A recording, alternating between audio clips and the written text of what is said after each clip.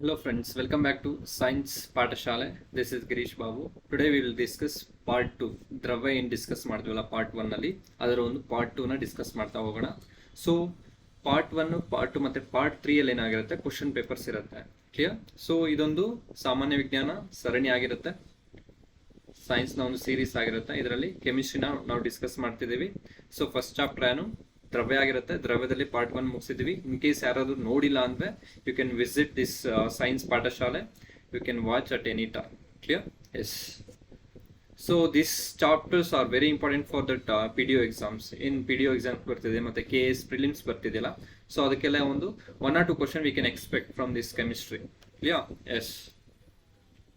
So ಇಲ್ಲಿ ನಾವು atom ಅಂದ್ರೆ ಏನು ಅಂತ ತಿಳ್ಕೊಂಡಿದ್ವಿ ಲಾಸ್ಟ್ ಕ್ಲಾಸ್ ಅಲ್ಲಿ. ಆಟಮ್ ಅಲ್ಲಿ ಏನೇನೆಲ್ಲ ಇರುತ್ತೆ, what are the fundamental particles of an atom ಅಂತೆಲ್ಲ ತಿಳ್ಕೊಂಡಿದ್ವಲ್ಲ. ಸೊ ನಾವು we will discuss about structure of an atom. So ಪರಮಾಣುವಿನ ರಚನೆ ಯಾವ ತರ ಇರುತ್ತೆ ಅಂತ ನೋಡ್ತಾ ಹೋಗೋಣ. ಪರಮಾಣುವಿನ ರಚನೆ. ಕ್ಲಿಯರ್? ಸೊ ನಾವು ನೋಡ್ಕೊಂಡಿದೀವಿ ಆಟಮ್ ಅಂದ್ರೆ ಅಲ್ಲಿ ಏನಿರುತ್ತೆ, ಪ್ರೋಟಾನ್, ನ್ಯೂಟ್ರಾನ್ ಇರುತ್ತೆ. Atom consisting of proton, neutron and electrons are revolving around the nucleus. That we are called as what? Fundamental particles of atom. Clear? So ಈ ಒಂದು ಆಟಮ್ ನ ಒಂದು ಸ್ಟ್ರಕ್ಚರ್ಸ್ ನ ಯಾರ್ಯಾರು ಎಕ್ಸ್ಪ್ಲೈನ್ ಮಾಡಿದ್ರು, ಅಥವಾ ಆಟಮ್ ಅಂದ್ರೆ ಏನು ನೋಡಿ. ಇಲ್ಲಿ ಪರಮಾಣು ಅನ್ನೋದು ಅಥವಾ ಆಟಮ್ ಅನ್ನೋದು ಪ್ರೋಟಾನ್, ನ್ಯೂಟ್ರಾನ್ ಮತ್ತು ಎಲೆಕ್ಟ್ರಾನ್ಗಳನ್ನು ಒಳಗೊಂಡಿದೆ. ಪ್ರೋಟಾನ್ ಮತ್ತೆ ನ್ಯೂಟ್ರಾನ್ಗಳನ್ನು ಪರಮಾಣುವಿನ ಬೀಜ ಕೇಂದ್ರದಲ್ಲಿರುತ್ತೆ, ಅಂದ್ರೆ ನ್ಯೂಕ್ಲಿಯಸ್ ಅಲ್ಲಿ ಇರುತ್ತೆ. ನ್ಯೂಕ್ಲಿಯಸ್ ಅಲ್ಲಿರುವ ಆಟಮ್ ನ ಪರಮಾಣುವಿನ ಮೂಲಭೂತ ಕಣಗಳು ಯಾವ್ದು ಅಂತ ಕ್ವಶನ್ ಕೇಳ್ತಾರೆ. Fundamental particles of an atom that are present in nucleus ಅಂತ ಕೇಳ್ತಾರೆ. That is proton and neutron ಆಗಿರುತ್ತೆ. So electrons are revolving around the nucleus. Clear? So question ಕೇಳಿದ್ದಾರೆ ಏನಂತ, protons and neutrons together called ಅಂತ ಕೇಳಿದ್ದಾರೆ. Proton ಮತ್ತೆ ನ್ಯೂಟ್ರಾನ್ಗಳನ್ನು ಒಟ್ಟಾರೆಯಾಗಿ ಏನಂತ ಕರೀತಾರೆ ಅಂತ ಕ್ವಶನ್ ಕೇಳಿದ್ದಾರೆ. ಸೊ ಪ್ರೋಟಾನ್ ಮತ್ತೆ neutron is equal to nucleons ಅಂತ ಕರಿತೀವಿ. ಏನು ನ್ಯೂಕ್ಲಿಯಾನ್ಸ್ ಇಲ್ಲಿದೆ ನೋಡಿ, ನ್ಯೂಕ್ಲಿಯಾನ್ಸ್, ನ್ಯೂಕ್ಲಿಯಾನ್ಸ್. ತುಂಬಾ ಸರಿ ಕ್ವಶನ್ ಕೇಳಿದರೆ ಇದು. ಸೊ ಪ್ರೋಟಾನ್ ಮತ್ತೆ neutron together we are called as nucleons ಅಂತ ಕರಿತೀವಿ. ಸೊ ನ್ಯೂಕ್ಲಿಯಾನ್ಸ್ ಅಂದ್ರೆ ನಮಗೆ ಗೊತ್ತಿರಬೇಕು, it consisting proton as well as neutron. Clear? Yes. Next ನೋಡಿ, ಎಲೆಕ್ಟ್ರಾನ್ಗಳು ವಿವಿಧ ಕಕ್ಷೆಗಳಲ್ಲಿ ಬೀಜ ಕೇಂದ್ರದ ಸುತ್ತ ಸುತ್ತುತ್ತವೆ. Electrons are revolving around the nucleus in different orbits. Is it clear? Yes. Yes. ನೋಡಿ, ಪರಮಾಣು ಸಿದ್ಧಾಂತಗಳು, ಅಟಾಮಿಕ್ ಮಾಡೆಲ್. ಪರಮಾಣು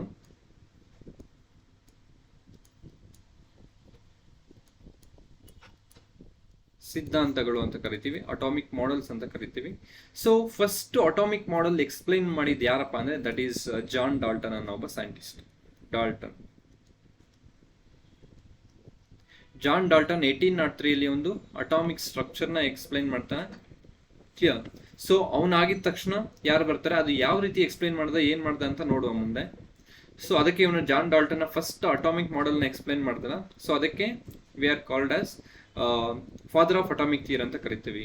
ಪರಮಾಣು ಸಿದ್ಧಾಂತದ ಪಿತಾಮಹ ಅಂತ ಕರಿತೀವಿ. ಯಾರಿಗೆ? ಜಾನ್ ಡಾಲ್ಟನ್ ಅವ್ರಿಗೆ. Clear? So next John Dalton ಆಗಿದ ತಕ್ಷಣ ಯಾರು ಬರ್ತಾರೆ, ಜೆ ಥಾಮ್ಸನ್ ಬರ್ತಾರೆ. J Thomson.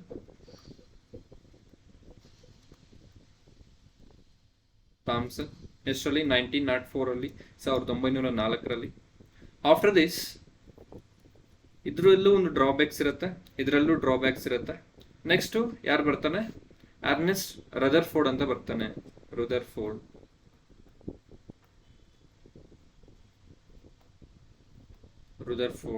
1911 ಅಲ್ಲಿ. ನೆಕ್ಸ್ಟ್ ಆಫ್ಟರ್ ದಿಸ್ ರದರ್ಫೋರ್ಡ್ ಯಾರು ಬರ್ತಾನೆ, ನೀಲ್ಸ್ ಬೋರ್ ಅಂತ ಕರಿತೀವಿ. Niels bore of atomic model ಅಂತ ಕರೀತಾನೆ. ನೀಲ್ಸ್ ಬೋರ್ ಅಂತ 1913 ಅಲ್ಲಿ ಬರ್ತಾರೆ. ಕ್ಲಿಯರ್? ಸೊ ಈ ಒಂದು 4 ಸೈಂಟಿಸ್ಟ್ಗಳು ಏನ್ ಮಾಡ್ತಾರೆ, ಈ ಒಂದು ಪರಮಾಣು ಸಿದ್ಧಾಂತಗಳನ್ನ ಎಕ್ಸ್ಪ್ಲೈನ್ ಮಾಡ್ತಾರೆ. ಅಂದ್ರೆ ಪರಮಾಣು ಯಾವ ತರ ಇದೆ, ಅದು ಏನನ್ನು ಒಳಗೊಂಡಿದೆ, ಪರಮಾಣು ಅಂದ್ರೆ ಏನು ಅಂತ ಎಕ್ಸ್ಪ್ಲೈನ್ ಮಾಡ್ಲಿಕ್ಕೆ ಟ್ರೈ ಮಾಡ್ತಾರೆ ದೀಸ್ 4 ಪೀಪಲ್ಸ್. ಕ್ಲಿಯರ್? ಸೊ ಯಾರಾದ್ರದು, ಜಾನ್ ಡಾಲ್ಟನ್ ಫಸ್ಟ್ ಗೆ, ನೆಕ್ಸ್ಟ್ ಗೆ Thomson, J Thomson, Rutherford, next Niels Bohr ಅನ್ನೊಬ್ಬ ಸೈಂಟಿಸ್ಟ್. ಸೊ ಹಾಗಾದ್ರೆ ಈ ಒಂದು ಮೊಟ್ಟ ಮೊದಲಿಗೆ ಯಾರು, ಜಾನ್ ಡಾಲ್ಟನ್ ಏನ್ ಹೇಳ್ದ ಆಟಮ್ ಬಗ್ಗೆ ಅದನ್ನ ಡಿಸ್ಕಸ್ ಮಾಡ್ತಾ ಹೋಗೋಣ. ನೋಡಿ, ಇಲ್ಲಿ ಎಲ್ಲರ ಹತ್ರನೂ ಒಂದು ಶೇಪ್ ಇದೆ, ಒಂದು ಸ್ಟ್ರಕ್ಚರ್ ಇದೆ. ಆಟಮ್ ಈ ತರ ಇರುತ್ತೆ, ಈ ತರ ಇರುತ್ತೆ, ಈ ತರ ಇರುತ್ತೆ ಅಂತ ಹೇಳ್ಬಿಟ್ಟು. ಬಟ್ ಇಲ್ಲಿ ನೋಡಿ ಬ್ಲಾಂಕ್ ಇದೆ. ಜಾನ್ ಡಾಲ್ಟನ್ ಅನ್ನೋದು ಅಟಾಮಿಕ್ ಸ್ಟ್ರಕ್ಚರ್ ಬಗ್ಗೆ ಅವನು ಎಕ್ಸ್ಪ್ಲೈನ್ ಮಾಡಿಲ್ಲ, ಅದರಲ್ಲಿ ಏನೇನು ಇರ್ಬೋದು, ಅದು ಯಾವ ಥರ ಇರ್ಬೋದು ಅಂತ ಹೇಳ್ದೆ ಅಷ್ಟೇ. ಈ fails to explain the structure of atom. So ಅದ್ರ ಸ್ಟ್ರಕ್ಚರ್ ಯಾವ ಥರ ಇರುತ್ತೆ, ಶೇಪ್ ಯಾವ ಥರ ಇರುತ್ತೆ ಅಂತ ಹೇಳಲಿಕ್ಕೆ ಅವನು ಫೇಲ್ ಆದ. ಕ್ಲಿಯರ್? ಹಾಗಾದ್ರೆ ನೋಡ್ತಾ ಹೋಗೋಣ. ಫಸ್ಟ್ಗೆ ನೋಡಿ, ಪರಮಾಣು ಸಿದ್ಧಾಂತ, ಅಟಾಮಿಕ್ ಥಿಯರಿ ಅಂತ ಕರಿತೀವಿ. ಈ ಒಂದು ಪರಮಾಣು ಸಿದ್ಧಾಂತವನ್ನು ಮೊದಲಿಗೆ ನೀಡಿದವರು ಯಾರು? ಜಾನ್ ಡಾಲ್ಟನ್ ಅಂತ ಕರಿತೀವಿ. 1803 English chemist John Dalton put forth is atomic theory. So ಹಾಗಾದ್ರೆ ಏನು ಹೇಳ್ದೆ ಇವನು? First, elements are made up of small invisible particles called atoms. Elements ಅಥವಾ ಧಾತುಗಳು ಅನ್ನೋದು ಪರಮಾಣುಗಳು ಎಂದು ಕರೆಯಲ್ಪಡುವ ಪರಮಾಣುಗಳು ಎಂದು ಕರೆಯಲ್ಪಡುವ ಸಣ್ಣ ಅವಿಭಾಜ್ಯ ಕಣಗಳಿಂದ ಕೂಡಿದೆ ಅಂತ ಹೇಳ್ದ ಯಾರು? John Dalton. ನೆಕ್ಸ್ಟ್ ಪಾಯಿಂಟ್ ನೋಡಿ, all atoms of particular elements identical in shape, mass and other properties but are different from the atom other element. ಅಂದ್ರೆ ನಿರ್ದಿಷ್ಟ ಧಾತುಗಳ ಎಲ್ಲಾ ಪರಮಾಣುಗಳು ಆಕಾರ, ದ್ರವ್ಯರಾಶಿ ಮತ್ತು ಇತರ ಗುಣಲಕ್ಷಣಗಳಲ್ಲಿ ಒಂದೇ ಆಗಿರುತ್ತೆ, ಆದರೆ ಇತರ ಧಾತುಗಳ ಪರಮಾಣುಗಳು ವಿಭಿನ್ನವಾಗಿರುತ್ತೆ ಅಂತ ಹೇಳ್ದ ಯಾರು? John Dalton. ಒಂದು ಧಾತುಗಳ ಪರಮಾಣುಗಳು ಇತರ ಧಾತುಗಳೊಂದಿಗೆ ಅವಿಭಾಜ್ಯ ಅನುಪಾತದಲ್ಲಿ ಸೇರಿಕೊಂಡು ಸಂಯುಕ್ತವನ್ನು ರೂಪಿಸುತ್ತದೆ ಅಂತ ಹೇಳ್ತಾನೆ.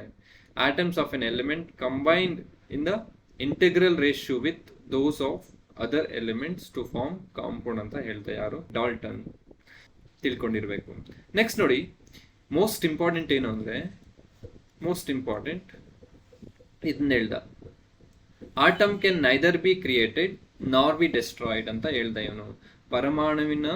ಪರಮಾಣುವಿನನ್ನು ಸೃಷ್ಟಿಸಲು ಸಾಧ್ಯವಿಲ್ಲ, ನಾಶಪಡಿಸಲು ಸಾಧ್ಯವಿಲ್ಲ.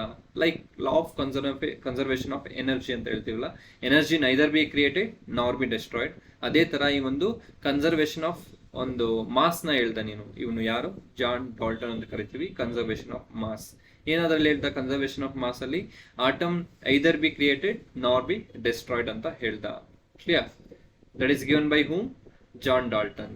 ಅದಕ್ಕೆ ಇವನ ಜಾನ್ ಡಾಲ್ಟನ್ ಏನಂತ ಕರೀತಾರೆ? ಫಾದರ್ ಆಫ್ ಅಟಾಮಿಕ್ ಥಿಯರಿ ಅಂತ ಕರೀತಾರೆ. ಪರಮಾಣು ಸಿದ್ಧಾಂತದ ಪಿತಾಮಹ ಅಂತ ಕರೀತಾರೆ. ಯಾರಿಗೆ? ಈ ಒಂದು ಜಾನ್ ಡಾಲ್ಟನ್ಗೆ.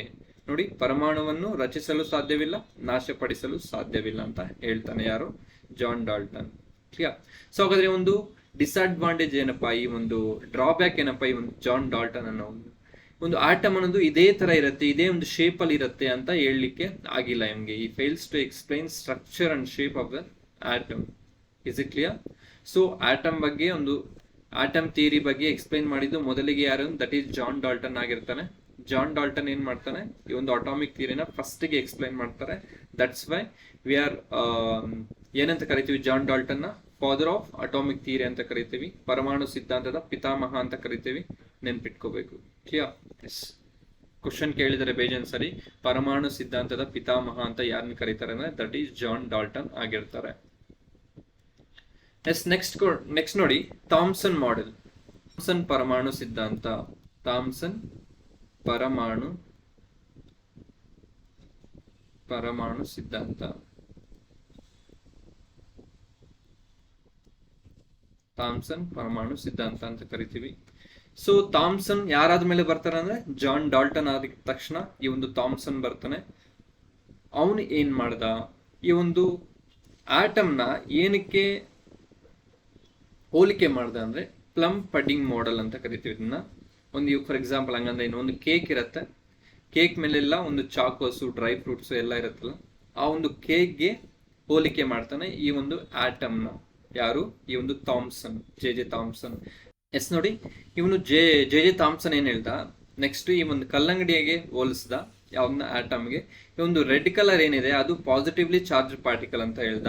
ಈ ಒಂದು ಸೀಡ್ಸ್ ಏನಿದೆ ಆ ಒಂದು ಸೀಡ್ಸ್ಗೆ ನೆಗೆಟಿವ್ಲಿ ಚಾರ್ಜ್ ಪಾರ್ಟಿಕಲ್ಸ್ ಅಂತ ಹೇಳ್ದ. ಯಾರು? ಈ ಒಂದು ಥಾಮ್ಸನ್. ಮತ್ತೇನ್ ಹೇಳ್ದ ಅಂದ್ರೆ ಎಷ್ಟು ಪಾಸಿಟಿವ್ಲಿ ಚಾರ್ಜ್ ಪಾರ್ಟಿಕಲ್ಸ್ ಇರುತ್ತೆ ಅಷ್ಟೇ ನೆಗೆಟಿವ್ಲಿ ಚಾರ್ಜ್ ಪಾರ್ಟಿಕಲ್ಸ್ ಇರುತ್ತೆ ಅಂತ ಹೇಳ್ದ.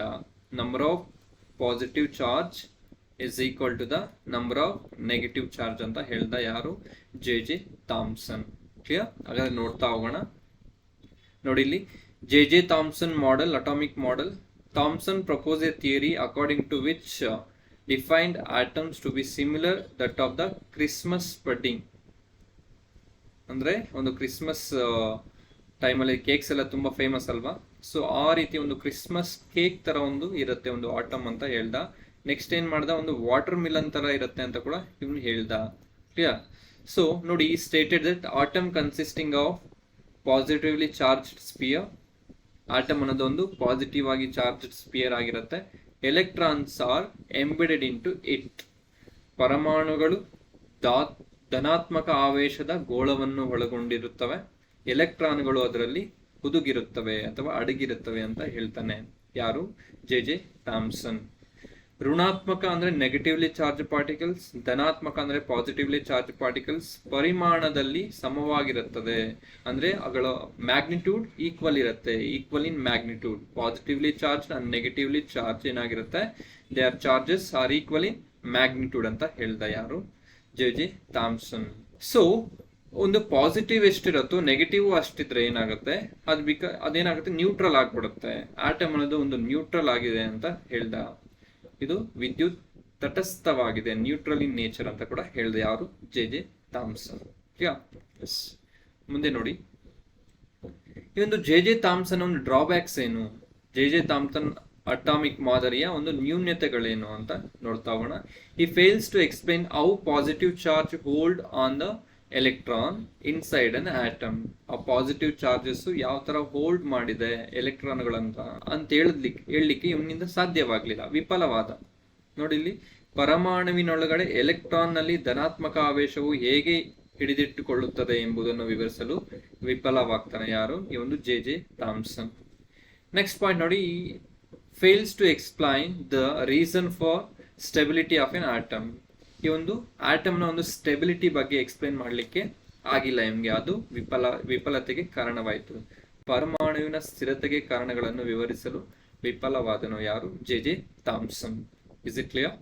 ಸೊ ಜೆ ಥಾಮ್ಸನ್ ಒಂದು ಅಟಮ್ನ ಯಾವುದಕ್ಕೆ ಹೋಲಿಸಿದ, ಒಂದು ಕಲ್ಲಂಗಡಿಯನ್ನು ಕೊಯ್ದಾಗ ಅದರಲ್ಲಿ ಒಂದು ಸ್ಪಿಯರ್ ಬರುತ್ತಲ್ಲ, ಸೊ ಅದಕ್ಕೆ ಹೋಲಿಸಿದ. ಮತ್ತೆ ಪ್ಲಮ್ ಪಡಿಂಗ್ ಮಾಡೆಲ್ ಅಂತ ಕರಿತೀವಿ ಯಾವುದಕ್ಕೆ, ಒಂದು ಥಾಮ್ಸನ್ ಅಟಾಮಿಕ್ ಮಾಡೆಲ್ಗೆ ನೆನ್ಪಿಟ್ಕೋಬೇಕು.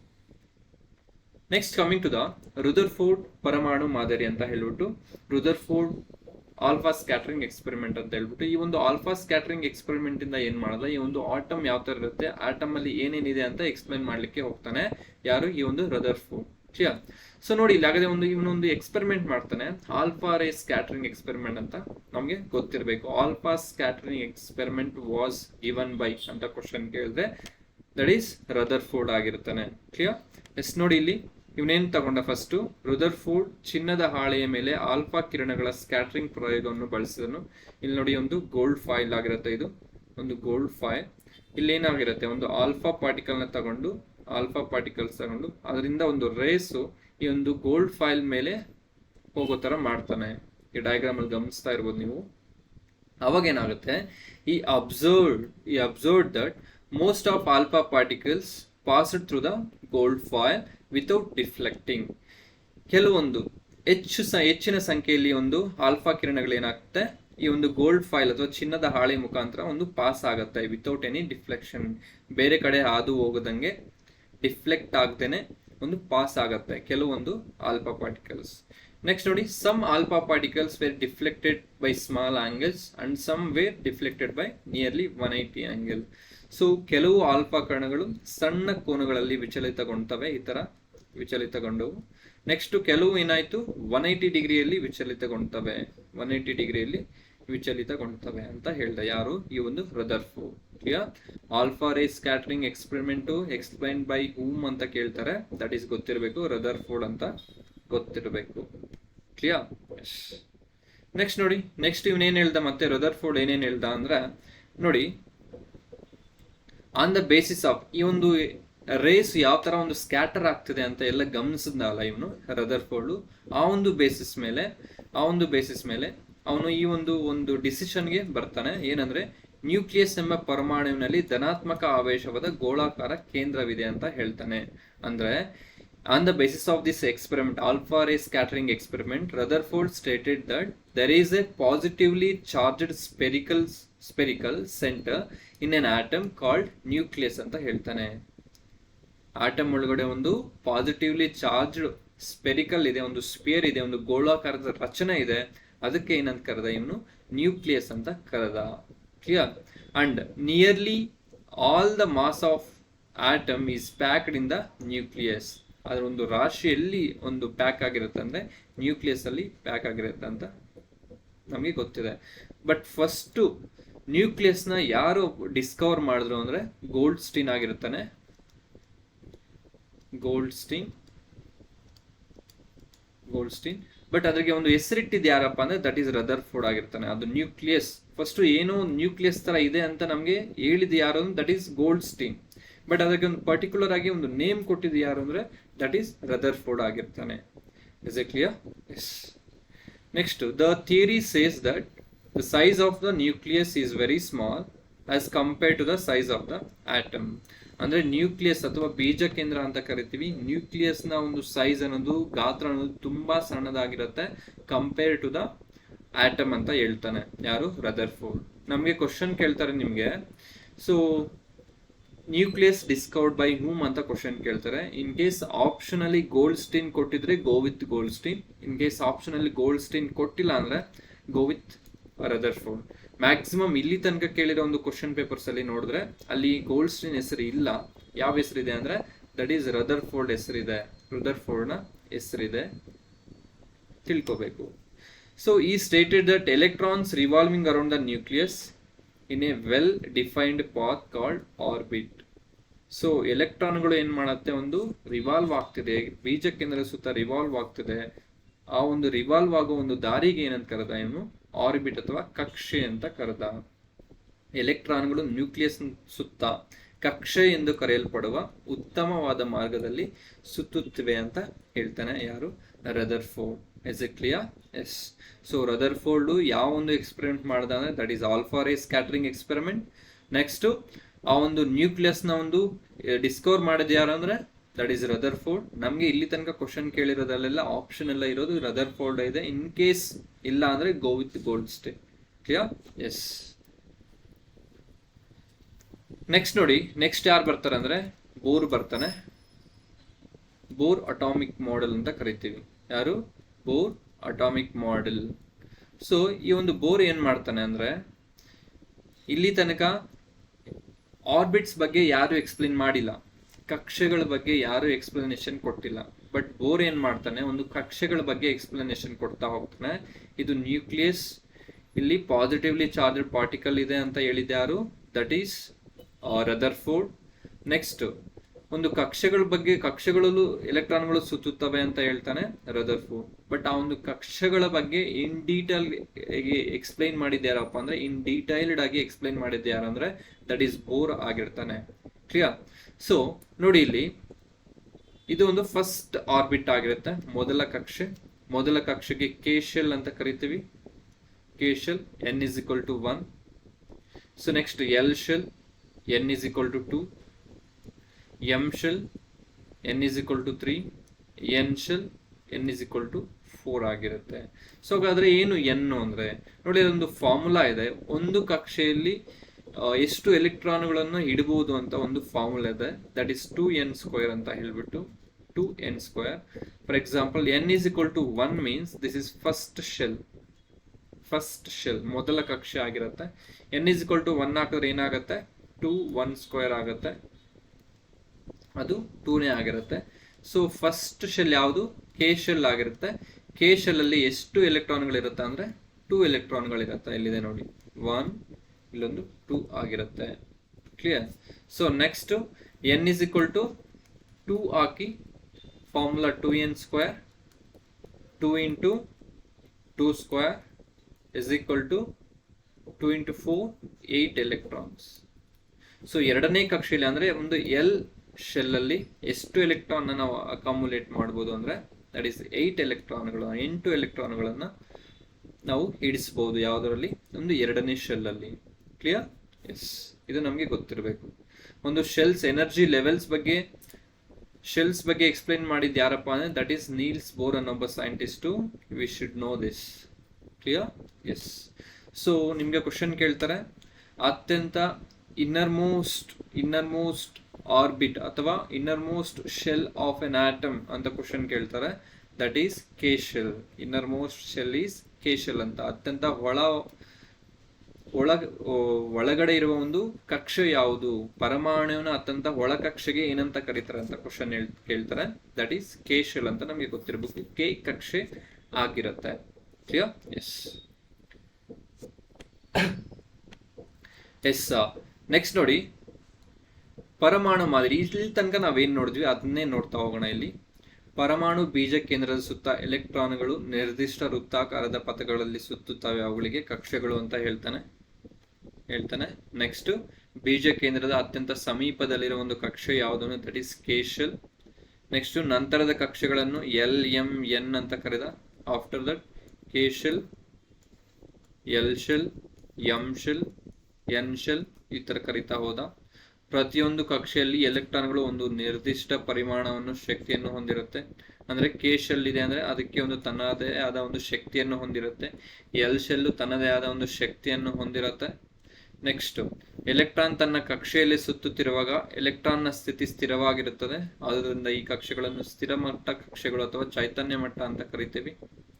ನೆಕ್ಸ್ಟ್, ಪ್ರತಿಯೊಂದು ಕಕ್ಷೆಗೂ ನಿರ್ದಿಷ್ಟವಾದ ಗರಿಷ್ಠ ಎಲೆಕ್ಟ್ರಾನ್ಗಳನ್ನು ಹೊಂದುವ ಸಾಮರ್ಥ್ಯವಿದೆ ಅಂತ ನೀಲ್ ಬೋರ್ಸ್ ಹೇಳ್ತಾರೆ. ಯಾವ ಫಾರ್ಮುಲಾ ಮುಖಾಂತರ? 2n² ಫಾರ್ಮುಲಾ ಮುಖಾಂತರ.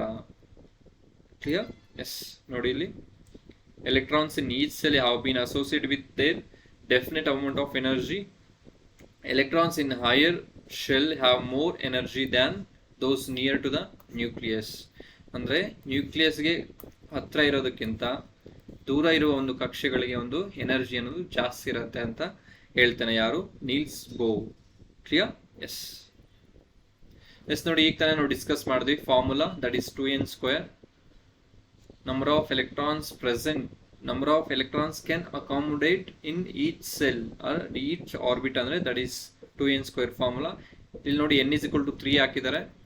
ಸೊ ಅವಾಗ ಎಷ್ಟು ಎಲೆಕ್ಟ್ರಾನ್ಸ್ ಅಕಾಮುಲೇಟ್ ಮಾಡ್ಬೋದು? 18 ಎಲೆಕ್ಟ್ರಾನ್ಸ್ ನ ಅಕಾಮುಲೇಟ್ ಮಾಡ್ಬೋದು. ನೋಡಿ ಇಲ್ಲಿ orbit n is equal to 1, 2 electrons. This is k, l, m, n. So l ಅಂದ್ರೆ 8 electrons, m ಅಂದ್ರೆ 18 electrons, n ಅಂದ್ರೆ 32 ಎಲೆಕ್ಟ್ರಾನ್ಸ್ ಆಗಿರುತ್ತೆ. ಕ್ಲಿಯರ್? ಎಸ್ ಎಸ್ ನೆಕ್ಸ್ಟ್ ನೋಡಿ, ಇಲ್ಲಿ ತನಕ ನಾವು ನೋಡಿದೇನು? ಅಟಾಮಿಕ್ ಮಾಡೆಲ್ಸ್ ಬಗ್ಗೆ ನೋಡಿದ್ವಿ, ಪರಮಾಣು ಸಿದ್ಧಾಂತಗಳ ಬಗ್ಗೆ ನೋಡಿದ್ವಿ. Next we will come to the atomic number. What do mean by atomic number ಅಂತ ನಮಗೆ ಕ್ವಶನ್ ಕೇಳಿದ್ರೆ ತುಂಬಾ ಸರಿ ಕೇಳಿದ್ದಾರೆ. ಸೊ ನೋಡಿ, ಇಲ್ಲಿ ಪರಮಾಣುವಿನ ಬೀಜ ಕೇಂದ್ರದಲ್ಲಿರುವ ಪ್ರೋಟಾನ್ಗಳ ಸಂಖ್ಯೆಯನ್ನು ಅಟಾಮಿಕ್ ನಂಬರ್ ಅಂತ ಕರೀತಾರೆ. The number of protons present in the nucleus is called atomic number. So atom ಇರುತ್ತೆ, atom ಅಲ್ಲಿ ಏನಿರುತ್ತೆ? ಪ್ರೋಟಾನ್ ಮತ್ತೆ ನ್ಯೂಟ್ರಾನ್ಗಳಿರುತ್ತೆ. ಪ್ರೋಟಾನ್ಗಳ ಸಂಖ್ಯೆ ಎಷ್ಟಿರುತ್ತೋ ಅದಕ್ಕೆ ನಾವೇನೇನು ಕರಿತೀವಿ? ಅಟಾಮಿಕ್ ನಂಬರ್ ಅಂತ ಕರಿತೀವಿ. ಕ್ಲಿಯರ್? ನೋಡಿ, ಇಲ್ಲಿ atomic number is indicated by capital Z. So ಇಲ್ಲಿ H ಗೆ ಅಟಾಮಿಕ್ ನಂಬರ್ 1 ಇರುತ್ತೆ, carbon atomic number 6, nitrogen atomic number 7 ಆಗಿರುತ್ತೆ. So oxygen atomic number 8 and so on. Clear? This atomic number ಏನು ಅಂದ್ರೆ number of proton present in the nucleus is called atomic number. Next, coming to the ಪರಮಾಣು ರಾಶಿ ಸಂಖ್ಯೆ, atomic mass number ಅಂತ ಕರೀತೀವಿ. ಪರಮಾಣುವಿನ nucleus ನಲ್ಲಿರುವ ಒಟ್ಟು ಪ್ರೋಟಾನ್ ಮತ್ತು ನ್ಯೂಟ್ರಾನ್ಗಳ ಸಂಖ್ಯೆಗೆ ರಾಶಿ ಸಂಖ್ಯೆ ಅಂತ ಕರಿತೀವಿ. The total number of protons and neutrons present in the nucleus is called atomic mass number. Clear? So atomic mass number is indicated by capital A, atomic number indicated by capital Z. Don't confuse. Okay? So it is denoted by capital A. Atomic mass number of carbon is 12, nitrogen is 14, oxygen is 16. ನೋಡಿ, ನಾವು ಯಾವುದೇ ಒಂದು element ಅಥವಾ ಒಂದು molecule ಬರೆದಾಗ, element ಬರೆದಾಗ oxygen ಈ ತರ ಇದೆ ಅಂತ ಇಟ್ಕೊಳ್ಳಿ. ಅಟಾಮಿಕ್ ನಂಬರ್ ಯಾವಾಗೂ ಇಲ್ಲಿ ಸೂಚಿಸಬೇಕು, ಮಾಸ್ ನಂಬರ್ ಯಾವಾಗೂ ಇಲ್ಲಿ ಅಪ್ಪರ್ ಕೇಸಲ್ಲಿ ಸೂಚಿಸಬೇಕು. Clear? That is understood. This 8 indicates atomic number, the 16 indicates that mass number. So nitrogen ಯಾವ ತರ ಬರಿತೀವಿ? N714. It's a clear? Yes next, carbon 6 ಆಗಿರುತ್ತೆ, 12 ಆಗಿರುತ್ತೆ. 12 ಅನ್ನೋದು ಮಾಸ್ ನಂಬರ್, 6 ಅನ್ನೋದು atomic number. Is it clear?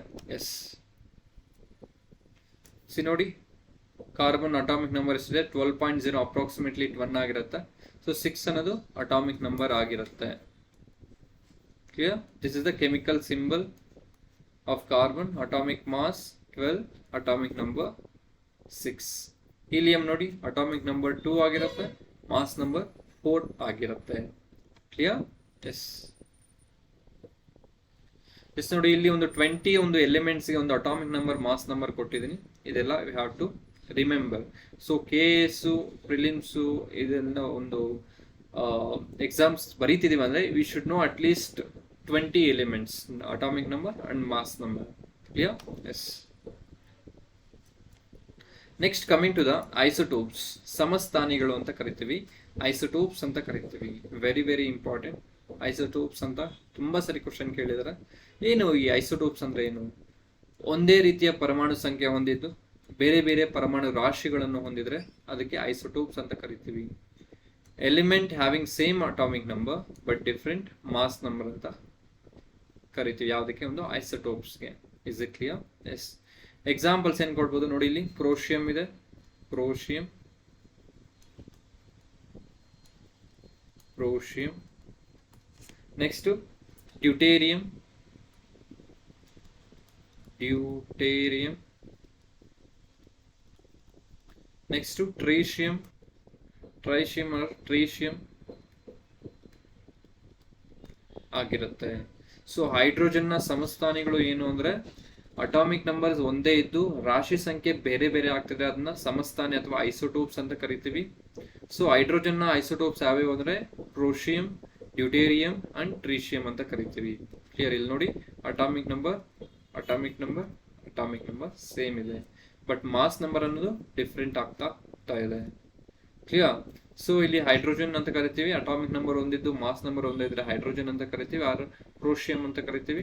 Next deuterium ಆಗಿದೆ, next tritium ಆಗಿದೆ. ಹಾಗಾದ್ರೆ ಬೇರೆ ಒಂದು ಐಸೋಟೋಪ್ಸ್ ಎಕ್ಸಾಂಪಲ್ ಕೊಡಿ ಸರ್ ಅಂತ ಕೇಳಿದ್ರೆ, ಇಲ್ಲಿ ನೋಡಿ ಐಸೋಟೋಪ್ಸ್ ಆಫ್ ಕಾರ್ಬನ್ ಇದೆ, isotopes of carbon. So carbon atomic number ಎಷ್ಟು? 6 ಇರುತ್ತೆ. ಸೊ ಇಲ್ಲಿ ಏನ್ ಚೇಂಜ್ ಆಗ್ತಿದೆ ನೋಡಿ, ಇಲ್ಲಿ 12 ಇದೆ ಮಾಸ್ ನಂಬರ್, ಇಲ್ಲಿ 13 ಇದೆ, ಇಲ್ಲಿ 14 ಇದೆ. ಕ್ಲಿಯರ್? ಸೊ ಇಲ್ಲಿ ಪ್ರೋಟಾನ್ಗಳ ಸಂಖ್ಯೆ 6 ಇದೆ, ನ್ಯೂಟ್ರಾನ್ಗಳ ಸಂಖ್ಯೆನೂ 6 ಇದೆ.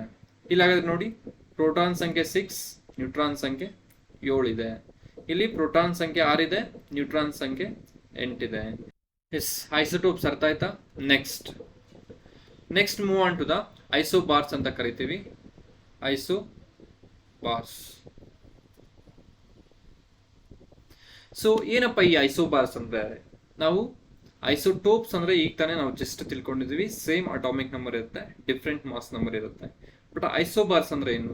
ಐಸೋಬಾರ್ಸ್ ಅಂದ್ರೆ ನೋಡಿ, ಒಂದೇ ರೀತಿಯ ಪರಮಾಣು ರಾಶಿಯನ್ನು ಹೊಂದಿದ್ದು ಬೇರೆ ಬೇರೆ ಪರಮಾಣು ಸಂಖ್ಯೆಯನ್ನು ಹೊಂದಿದ್ರೆ ಅದನ್ನ ನಾವು ಐಸೋಬಾರ್ಸ್ ಅಂತ ಕರಿತೀವಿ.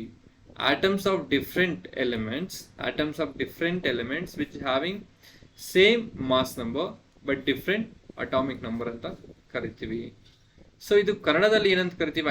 ಸಮತೂಕಿಗಳು ಅಂತ ಕರಿತೀವಿ. ಸಮತೂಕಿಗಳು. ಕ್ಲಿಯರ್? ಸೊ ಐಸೋಟೋಪ್ಸ್ಗೆ ಸಮಸ್ಥಾನಿಗಳು ಅಂತ ಕರಿತೀವಿ, ಐಸೋಬಾರ್ಸ್ಗೆ ಸಮತೂಕಿಗಳು ಅಂತ ಕರಿತೀವಿ. ನೆನ್ಪಿಟ್ಕೋಬೇಕು. ಕ್ಲಿಯರ್? ಮ್ಯಾಕ್ಸಿಮಮ್ ಐಸೋಬಾರ್ಸ್ ಅಂತಾನೆ ಕೇಳಿದ್ದಾರೆ, but we have to remember in Kannada also. Those are from belongs to Kannada mediums, you have to remember like ಸಮತೂಕಿಗಳು. ಅರ್ಥ ಆಯ್ತಾ? ಎಸ್. ಹಾಗಾದ್ರೆ ಎಕ್ಸಾಂಪಲ್ಸ್ ಏನ್ ಕೊಡ್ಬೋದು? ಇಲ್ಲಿ ಏನಿದೆ, ಮಾಸ್ ನಂಬರು ಸೇಮ್ ಇದೆ, ಅಟಾಮಿಕ್ ನಂಬರ್ ಏನಾಗಿದೆ? ಅಟಾಮಿಕ್ ನಂಬರ್ ಡಿಫ್ರೆಂಟ್ ಆಗಿದೆ. ಕ್ಲಿಯರ್? ಸೊ ಇಲ್ಲಿ ನೋಡಿ, ಆರ್ಗಾನ್ ಇದೆ, ಕ್ರಿಪ್ಟಾನ್ ಇದೆ, ಪೊಟ್ಯಾಷಿಯಂ ಇದೆ, ಆರ್ಗಾನ್ ಇದೆ, ಪೊಟ್ಯಾಷಿಯಂ ಇದೆ, ನೆಕ್ಸ್ಟ್ ಕ್ಯಾಲ್ಸಿಯಂ ಇದೆ. ಇಲ್ಲಿ ನೋಡಿ ಅಟಾಮಿಕ್ ನಂಬರ್ 18 ಇದೆ, ಇಲ್ಲಿ 19 ಇದೆ, ಇಲ್ಲಿ 20 ಇದೆ. ಬಟ್ ಮಾಸ್ ನಂಬರ್ ಏನಾಗಿದೆ? ಇಲ್ಲಿ 40, 40, 40. Clear? So that's why we are called it as isobars. ಸಮತೂಕಿಗಳು ಅಥವಾ ಐಸೋಬಾರ್ಸ್ ಅಂತ ಕರಿತೀವಿ. ಇನ್ನೊಂದು ಎಕ್ಸಾಂಪಲ್ ಕೊಡ್ಬೇಕು ಅಂದ್ರೆ ಇಲ್ಲಿ ನೋಡಿ,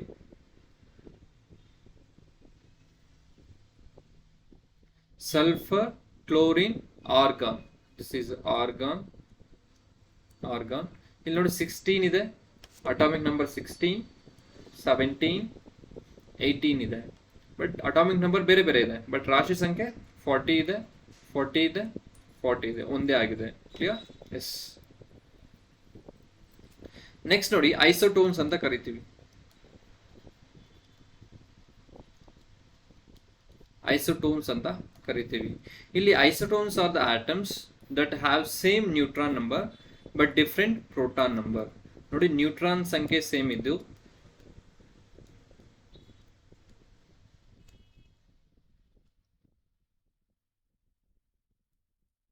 ನ್ಯೂಟ್ರಾನ್ ಸಂಖ್ಯೆ ಒಂದೇ ಆಗಿದ್ದು ಪ್ರೋಟಾನ್ಗಳ ಸಂಖ್ಯೆ ಬೇರೆ ಇರುತ್ತೆ.